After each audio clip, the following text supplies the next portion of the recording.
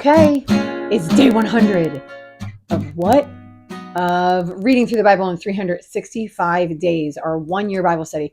It is the 100th episode, which I guess feels like it should be exciting. It is day 100, which I think is really exciting. We're close to a third of the way in, which is a good thing.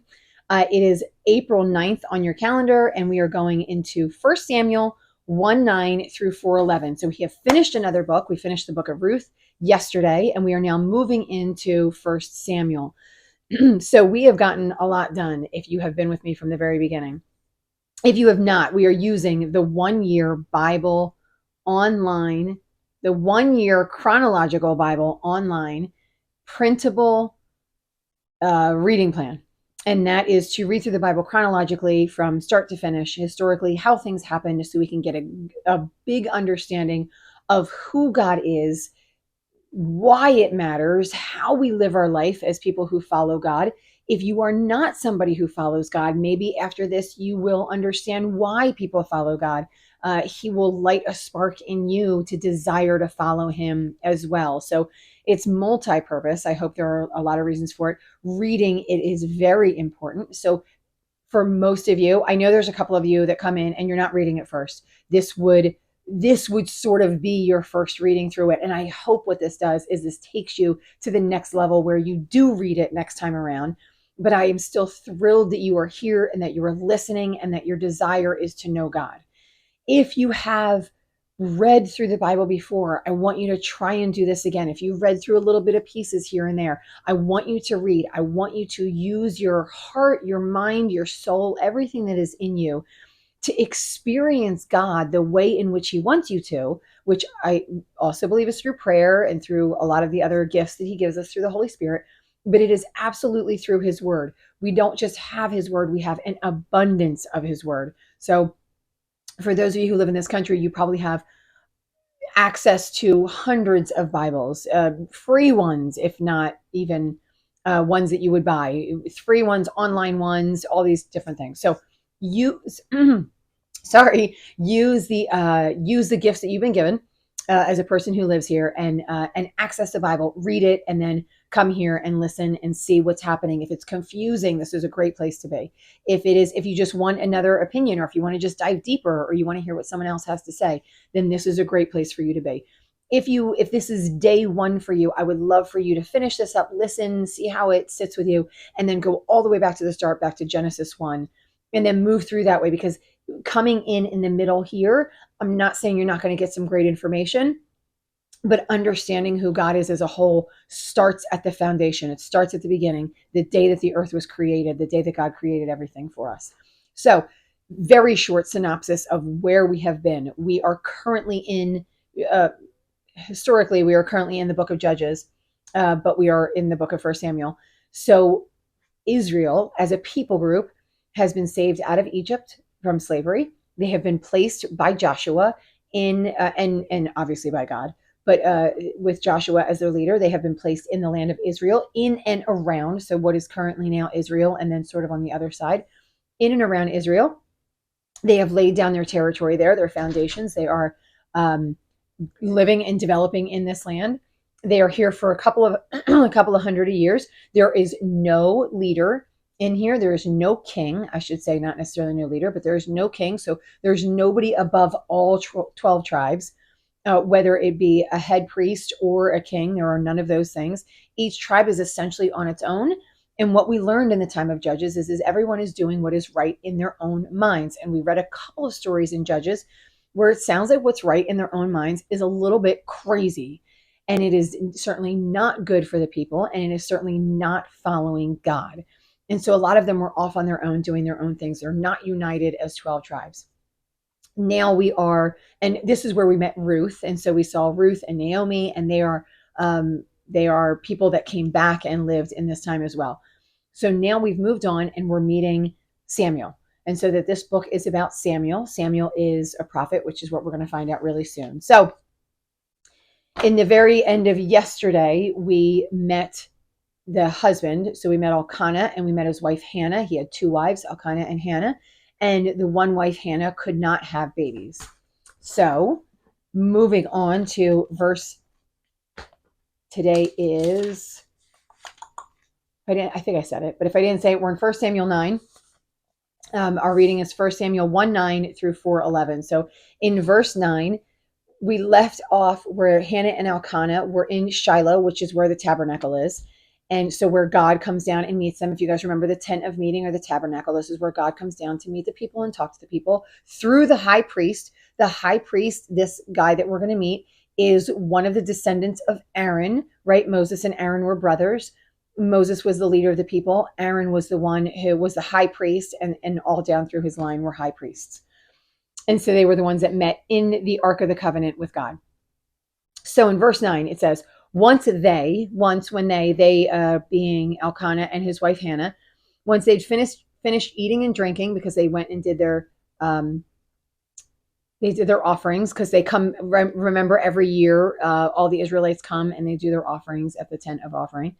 Hannah stood up, and then Eli, the priest, again, he is in the generations of Aaron. Eli the priest was sitting on his chair by the doorpost of the Lord's house. So, tent of tabernacle, he's sitting at the door. In her deep anguish, Hannah prayed to the Lord, and she was weeping, she was crying. And so Eli saw her, and he's a little discouraging at first. He thinks she's drunk. And so he complains to her that she's drunk, and she's like, I'm not drunk, I'm just weeping because I can't have any kids. And so in verse 16, she says, not so. Verse 15 goes, not so, my Lord. I'm a woman who is deeply troubled. I have not been drinking wine or beer. I was pouring out my soul to the Lord. Don't take your servant for a wicked woman. Now, I'm going to say, so these are some of these like literal moments, right? Where we have to be careful. We say that the Bible is literal, and I agree 100%. That doesn't mean every word is literally taken verbatim. We have to take everything in context. And I've said this so many times. She says, I'm not drunk. Don't assume me to be a wicked woman, right? So that doesn't mean drinking is wicked. It means that wicked women were probably, people who were drunk were considered wicked women, right? So, or women who were drunk were considered wicked women, right? And so he was making this equation that she was wicked because she was drunk, and she was saying, no, that is not me. I'm just here weeping because I can't have any children. So he follows through on her. So he says in verse 17, he says, go in peace, and may the Lord of Israel grant you what you have asked. So she is going to be pregnant because the priest has given her that blessing, and he's seen it come to pass, or he's given her that blessing, so she will have a baby. So he's given her through the word of God because he's the high priest. All right. And then she says, may the Lord have favor. May your servant find favor in your eyes. Moving down, it says, early next morning, they arose and worshiped before the Lord, and then went back to their home. And then she got pregnant. So they were together as husband and wife, and she wound up getting pregnant. And so I want to go down to verse 28. It says, so she got pregnant, she had him, and then she says, and then they go back, she prayed for the child. And in verse 28, it says, so now I give him to the Lord. For his whole life, he will be given over to the Lord, and he worshiped the Lord there. So she is going to give him as a Nazirite. So we're going to see that happen. Moving on to 1 Samuel 2. This is where Hannah, she lifts up her prayer of praise to the Lord. So she gets pregnant, she has the baby, and then she's going to offer him to the Lord. And so there are things that she prayed that I think are just some of the things that we should be remembering about God. We tend to remember, I think, the way that God benefits us. And I think we tend to forget who he is. What matters is not the benefits that we get. And I'm saying this because it is so easy to fall back on the benefits that we get. I eat 3 square meals a day and snacks all day long because I live essentially in a land of milk and honey, that there's food everywhere. There's easy access to it, right? That blessing is not what makes the Lord great. The Lord is great even if I don't have any food. So the Lord is just as good in a famine as he is in a feast. And so these are things that are really important. I think these are some of the things that Hannah notes. Now, obviously, she's pregnant and or she's had this baby, and so this is the best thing that could happen to her. However, she notes that he's good no matter what. So verse 1 starts with that her heart rejoices in the Lord, her mouth boasts over her enemies, and she delights in his deliverance. There is no one like the Lord, no one besides him. There is no rock like our God. And so she says, do not keep talking so proudly. So now she's talking about who the God, and this is part of the reason for her. Like, she was a woman who was barren. And if I've talked over and over and over again about the importance the importance of women. And I want to say what their role was. And obviously, I always take some of these expressions with a grain of salt. She was looked on highly in the community if she was married and bearing children. If she was not bearing children, she was not looked on as highly. It was obviously going to be harder for her, like we talked about Ruth and Naomi. It was going to be harder for her to maintain a lifestyle when her husband passes, which he probably will because he's probably older than her. And so it will be hard for her to survive. She would need to depend on people that aren't her family, or she would need to depend on maybe brothers, things like that. And so she would be a burden if she did not have children. So physically, she would be a burden. And so having children is both a wonderful thing emotionally, but it is also physically and financially an important thing for women to do. So she was the outcast, the downtrodden, the humble, right? Because she was a woman who couldn't give birth. She was being made fun of by the other wife who had given birth on multiple occasions. So in verse 4, this is some of the things that she starts discussing. The bows of the warriors, the people who fight, are broken, but those who stumbled are armed with strength. So here we go, the weak ones. And if we ever get this impression that God all through time didn't love the humble and the weary and the weak, we are sadly mistaken. You got to go all the way back into your Old Testament.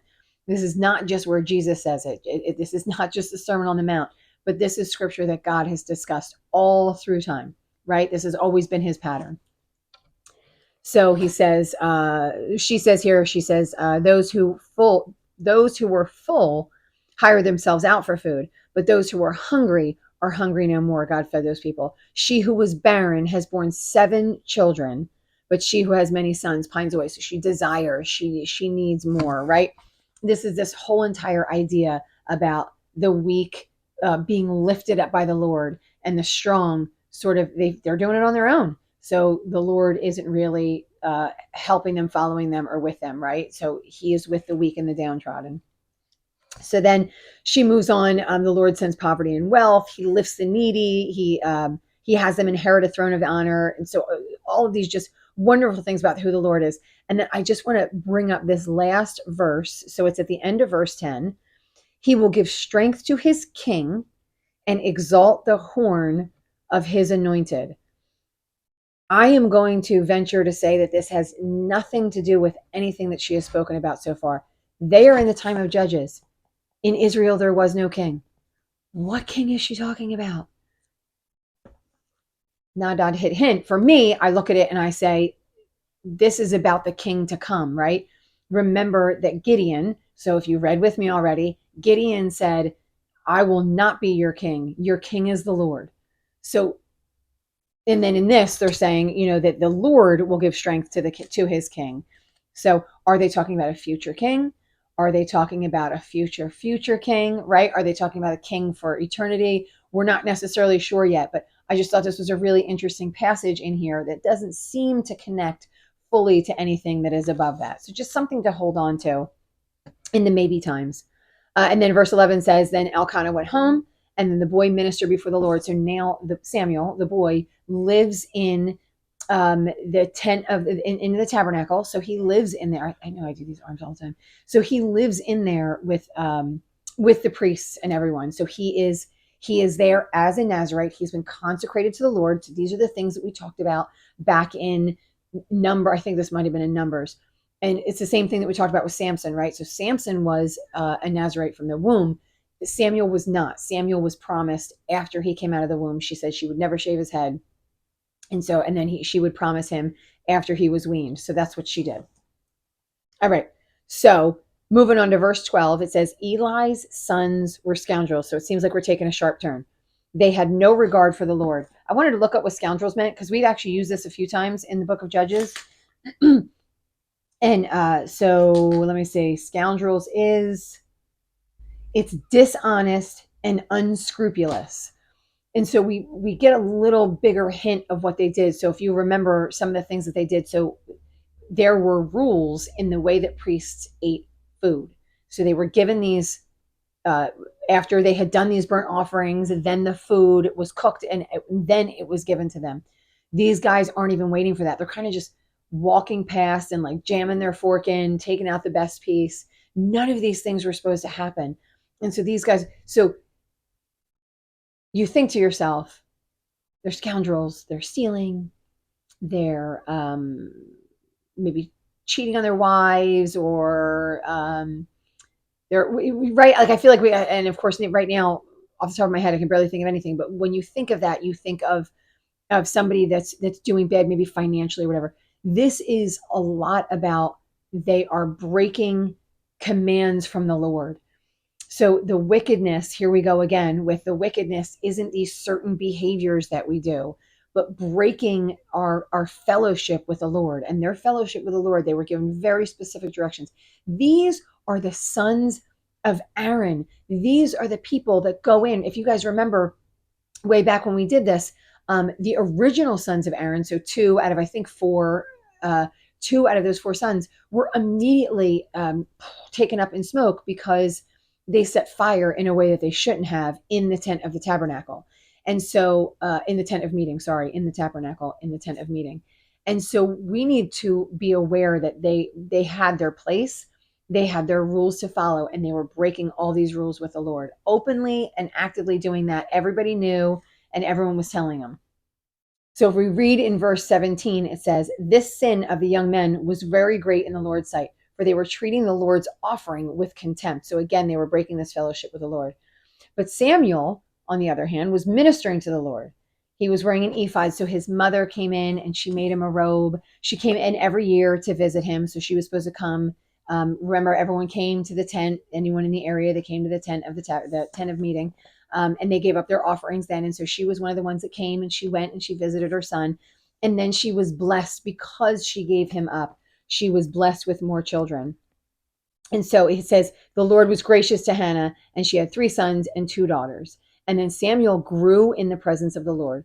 So Eli, verse 22, Eli, who was very old, heard about everything his sons were doing to all Israel and how they slept with women who served at the entrance of the tent of meeting. And he said to them, why do you do such things? I hear about them. So he was hearing about them. And then his sons did not listen to his father's rebuke. So here we go again, following up with the boy Samuel grew in stature. So we can see that the sons of Aaron, right? Again, sons all the way down. The sons of Eli, the sons of Aaron were being wicked, and they were being rebuked and still not following. And then we see that Samuel is sort of growing up in the presence of the Lord. So he's showing us something a little bit different. So I want to go to verse 27. It says, a man of God came to Eli. Now, it doesn't say this is a prophet. I feel like this is a prophet, but it doesn't say that it's a prophet. It just says it's a man of God. Could those two words be interchanged? I'm not necessarily sure, but this guy gives essentially a prophecy.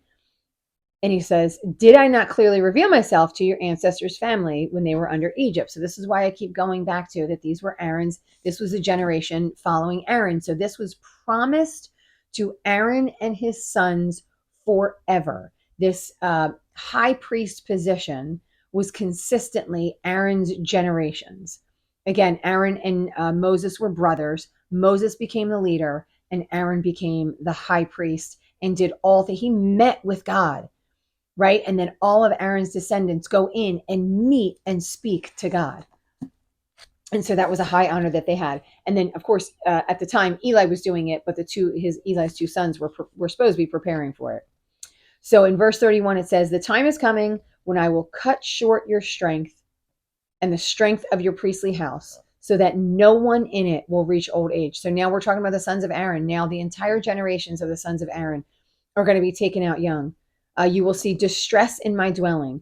Although good will be done in Israel, no one in your family line will ever reach old age. Every one of you that I do not cut off from serving at my altar, I will spare, only to destroy your sight and sap your strength, and all your descendants will die in the prime of life. All right, so the one verse that I wanted to point out that I skipped over is verse 29. It says, so God's, the man of God is talking to Eli. He says, why do you scorn my sacrifice and offering that I prescribed for my dwelling? Why do you honor your sons more than me by fattening yourselves on the choice parts of every offering made by my people Israel? So the reason this is, and then we go on. But the reason this is being taken from them is because they aren't doing what God has asked them and commanded them to do. I shouldn't say asked, he's commanded them to do. So it says that his two sons are going to die, and they're both going to die on the same day. And then a faithful priest is going to rise up and will do what is in the Lord's heart and mind. And he's going to establish his priestly house, and they're going to administer. They're going to minister before the Lord always. So then everyone left in Aaron's family line is going to come bow down before him. So because Eli didn't get his sons to change their ways, and because the sons aren't doing the things that God has commanded them to do, the Lord is now changing hands. So a promise that he made, and so hitting on this point just a little bit, a promise that he made that it was going to be Aaron's sons forever. It didn't say Aaron's sons for a time. It said Aaron's sons forever, that they were always going to be in the priestly line. And now we hit a few hundred years later, and he says, no more. And so he has, in a sense, changed what he said, right? So amended it, whatever. Not because God changed anything, right? God wanted to do what he promised that he was going to do. And yet they continued to break their covenant with the Lord. And so now he's pulling somebody up he's anointing somebody new in order to take this position, someone that's going to be after his heart and mind, right? So someone that is going to follow the Lord. And so because of their actions, they've been taken from the job that they were supposed to do forever. So this line has in some ways been, not in some ways, in reality, this line has been punished because of what these people are doing and the way that they're dishonoring God's house. And I'm saying this because dishonoring God is important. If we say that we love the Lord and we say that we are following the Lord, and time again, we're dishonoring him, we are not showing that we love the Lord. The Lord is going to take notice. He does know what is in our heads and hearts. So no matter what our actions maybe say, although their actions were horrible, but he knows what's in our hearts, and he knows if we are dishonoring him. And so I just, I want you to read the word so you know how to honor him. And then when you do honor the Lord, to remember to continue to honor him, because dishonoring him is a huge offense inside of the Lord. All right, enough on that soapbox. Moving on to 1 Samuel 3. The boy Samuel ministered before the Lord under Eli. In those days, the word of the Lord was rare, and there weren't very many visions. So at this point, and we can make the assumption that these high priests were just a mess, and they weren't following the Lord. They were doing whatever was good in their own mind. They were being scoundrels. They were sleeping with random women. I mean, just you name it. They were getting drunk. They were eating food. They were doing all these things that they weren't supposed to be doing. And so God wasn't really in contact with the people. And so we didn't see a lot going on. But as we start to see Samuel rise, we're going to start to hear from the Lord again. So the Lord calls to Samuel in verse 4. Samuel doesn't know who he is. And then he goes to Eli because he thinks it's Eli, and Eli told him to lie back down. And then it says, my son, I didn't call, go lie back down. And it says in verse 7, this is another one I just find interesting, says, now Samuel did not yet know the Lord. The word of the Lord had not yet been revealed to him. So he was following the Lord. He was doing all of the vows. He was growing up in the sight of the Lord. And so he was doing all these things. And so I find it interesting. Is it because he was still young?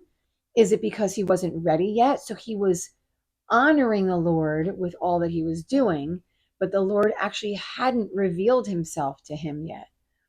And I'm noting, because does that mean something to me? Does that mean there is a point in which I honored the Lord, but he hadn't really shown himself to me yet? And then there was a time in which he showed himself to me.